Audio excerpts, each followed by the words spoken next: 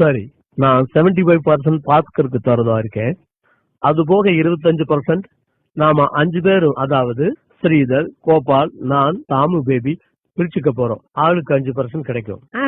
மணி, நீ எங்களை ஏமாத்த பாக்குற.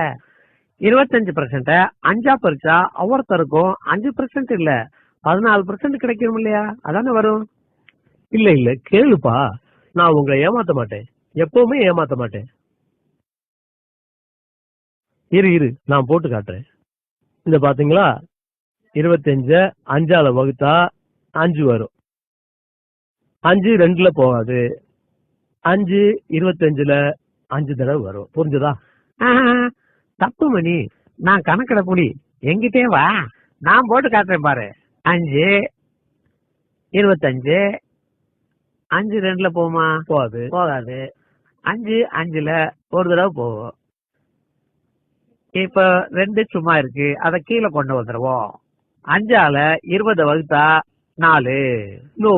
கணக்கு இப்படி போடணும். 25 5ஆல வகுத்தா 14.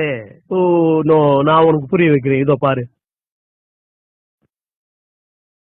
5 5 தரம் 5 5 5 25. பாரு, நல்லா போட்டாரு கணக்கு. என்ன உங்களுக்கு எவன் தான் கணக்கு சொல்லி கொடுத்தானு தெரியல. கொடுங்க, எப்படி நான் போட்டு காட்டுறேன். 14 5ஆல பெருக்கினாதான் 25 வரும். 5 × 4 20.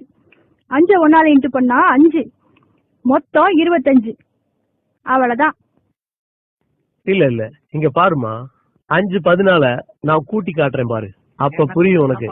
14 14 14 14 14.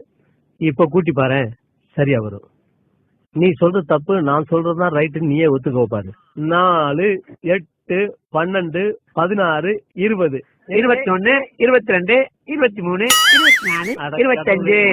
அது கணக்குல ஏதாவது டவுட்னா என்கிட்ட கேட்டுக்கப்பா. அடச்சா,